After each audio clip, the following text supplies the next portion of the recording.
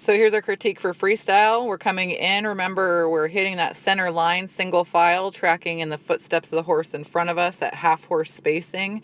And then as the sweep begins to form here, we slide right up, nose to knee, as we come around that corner. And then as soon as we're on this long wall, we're tracking nice and straight as we come down. And then as we come around that short end, that's when we're using that inside leg again, curving our horse's spine, again, maintaining that nose to knee. It's really, really important that you don't override the horse in front of you because then they disappear and our flags don't line up and it's not as pretty.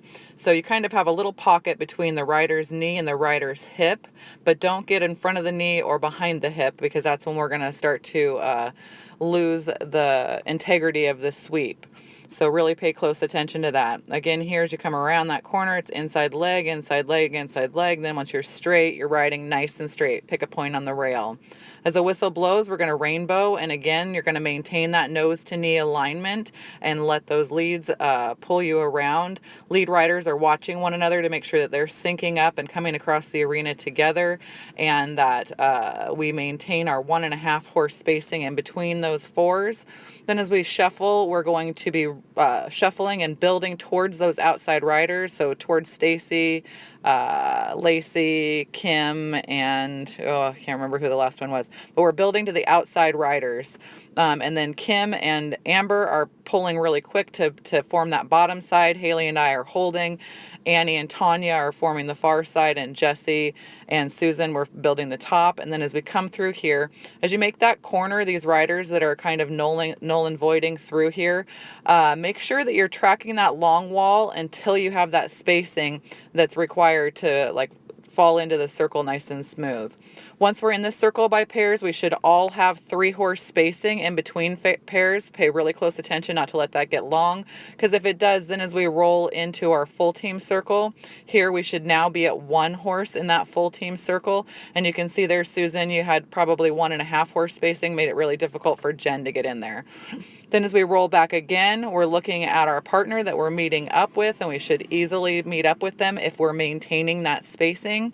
And then we're going to roll again into our single file, again, maintaining 3 horse in that outside circle and then falling in at 1 horse. If the spacing gets off, then it makes it tough for those riders to fall right in, and it kind of looks a little messy. We want to make sure that this looks really sharp. It's going to happen really quickly. Right now, there's quite a pause in between our rotations, but when we are moving at with some speed, that's going to happen one right after another.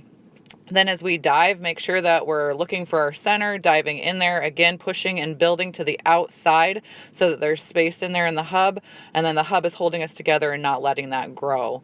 Outside riders are watching each other so that we can maintain the lateral alignment. And then as we roll off here, we're rolling off. Remember to half horse spacing. Then as we pair up, when we hit the center of the long wall, we're pairing up and then maintaining 1.5 horse in pairs across center. And then as we begin to form that final offset circle, we're then again at half horse spacing and then splitting center and tracking in the footsteps of the horse in front of us. So spacing is going to be really, really important, and we'll be working a lot on that. Once we get to these far ends, we're splitting left and right. So then you'll have 1.5 horse spacing as we come around the corner and set up for our boxes. These boxes will be done at 1.5 horse spacing, crossing on the tail of the rider in front of us. And you should be able to maintain that 1.5 horse spacing throughout our kind of half infinity instead of our double infinity. And then be looking at your partner so that as you're crossing back out, you're meeting right up with them, knee to knee or shoulder to shoulder, and maintain that alignment. And then you should still have that 1.5 horse spacing as you're paired up. When you roll around this corner, that's when you're scooting up to your 2 horse lateral, nose to hip. Make sure again that you're maintaining nose to hip. We have a tendency to push up and the lines start to look flat. So pay really close attention to maintaining that. And again, as we roll here, we're going to roll in towards center. We're going to be nose to tail and then nose to hip again for our ricochet. And then as we roll out, same thing, nose to hip, and then we're going to touch the wall, turn, and go. And as we come across center, we want to make sure that we have half horse spacing. You see Tasia's long there, Carol's Carol's long there, Katie's long there, needs to have that half horse so that we fall right into position and start this interlocking fan without having to make adjustments once we're in those lines. Again, as we're coming around right now, I'm the driver on this maneuver, so I'm driving the speed, and then as we cross through here, then we shift gears, and now Tanya has control, and she is controlling the speed. And so I'm watching her. You can see there I didn't go out nearly as far as she did, so we want to maintain 2-horse lateral spacing throughout the entire maneuver. And then as we come out, we all come out at the exact same time. We maintain that 2-horse lateral space, hit the wall, and roll back in for our suicide charge. We should still have that 2-horse lateral spacing as we come through there, and make sure we're watching that shoulder to shoulder alignment. As we come here, I was late on the whistle, sorry about that. We come in for a shoot the moon. Again, this end down here by the camera, we really have to fake it to make it so that those lines don't get flat coming in there. And then as we roll, remember that we're arcing to the wall on our center line and then hitting the wall and coming in abreast, shoulder to shoulder, passing on center while the other lines are following half horse and then turning to their 2-horse lateral as they come through the center. So alignment, alignment, alignment, spacing, spacing, spacing are pretty much our drill basics.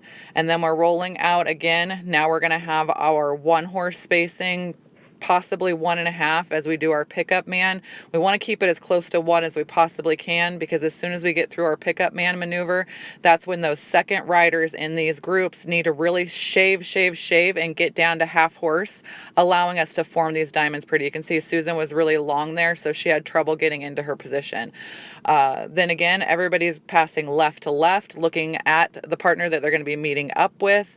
And then as we roll into these lines, Jesse, make sure that you're continuing to push out towards the wall until you have that half horse space in front of you, and then start to roll in.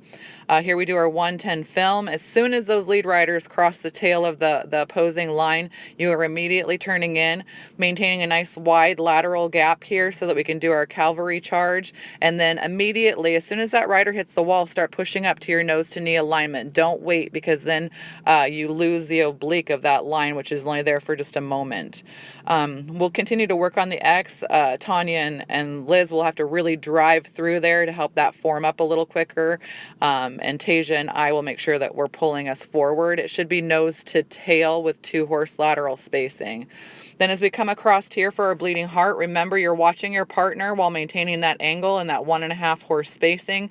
And then as we roll back, now I'm the lead rider. I was watching Liz and she was leading me around, and now I'm the lead and Liz is watching me. And again, we should be hitting the rail at the same time as our partner. So Liz and I hit, then the next pair, then the next pair, and then the final pair. Here on this side, it looked really pretty. As we meet up in these 4s, remember we need to maintain that 2-horse spacing that's going to be there by pulling out 1 horse that's at half horse in front and behind, because if not, we're all bunched up as we try and form this circle. So we've got to have that 2-horse spacing in between those 4s abreast, so that we're not having this great big huge gap. You can see there from Susan to Kim. Kim's working her tail off trying to cover the ground, and there's just no possible way to do that. So again, we'll have 3-horse spacing in this outside circle, and we'll work on this next week quite a bit, I think, to help everybody understand how that forms. Inside does a good job getting into that pinwheel. Just make sure you maintain that lateral alignment, and that everybody continues in their pinwheel until they roll into their position in the circle.